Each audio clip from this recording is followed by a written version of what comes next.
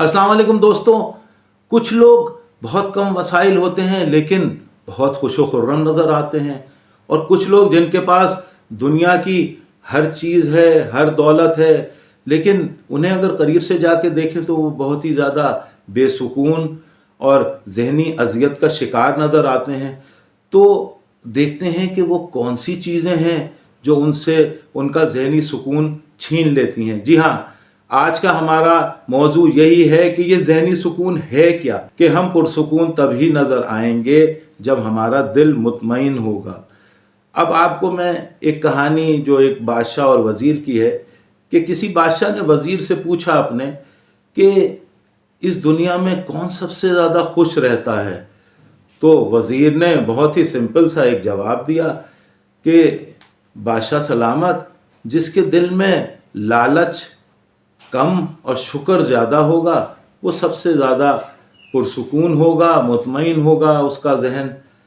तो दोस्तों, ये तो बात तो बहुत ही छोटी सी है, अगर इसे हम समझना चाहें तो देखिए असल में बात क्या है कि यही सोचने वाली बात है कि हमारा दिल मुतमईन किस तरह होता है, हमारा जहनी सुकून तबाह कैसे होता है। वो अवामिल देखते हैं कि जिससे हम जो है वो बेसुकूनी का शिकार हो जाते हैं।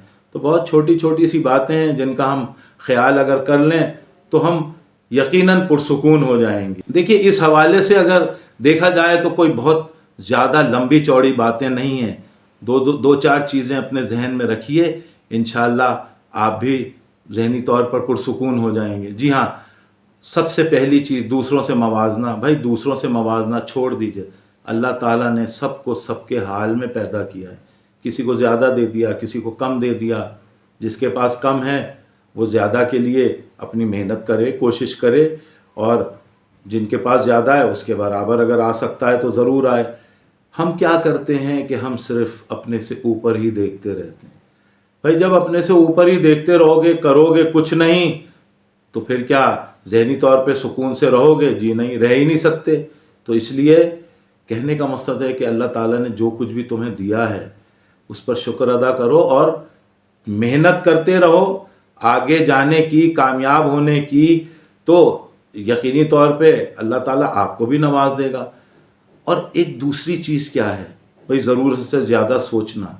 जी हाँ, बिला वजह सोचना, ये हो जाएगा, उसका क्या होगा, मैं ये करूँगा तो फिर मुझे क्या फ़ायदा होगा, मुझे कहीं नुकसान ना हो जाए।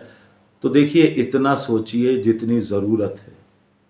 बिल्कुल आपको बहुत ही आसान सा नुस्खा बता रहा हूँ कि उतना सोचिए जितनी ज़रूरत है। जो वक्त की ज़रूरत के तहत सोचता है वो कभी भी परेशान नहीं होता। जिन चीज़ों का अभी वक्त ही नहीं आया आप उसके लिए भी सोचने लगते हैं। जिन चीज़ों का वक्त गुजर गया आप उसके लिए भी परेशान होते हैं। तो ये चीज़ें ना करें, आप पुरसुकून रहेंगे। अब तीसरी और आखिरी चीज़, भाई, दिल में नफ़रत और गुस्सा, ज़रा इससे तो निकल के देखें कि हम करते क्या हैं कि हम हर वक्त लोगों के लिए दिल में नफ़रत और गुस्सा जो है वो रखते हैं।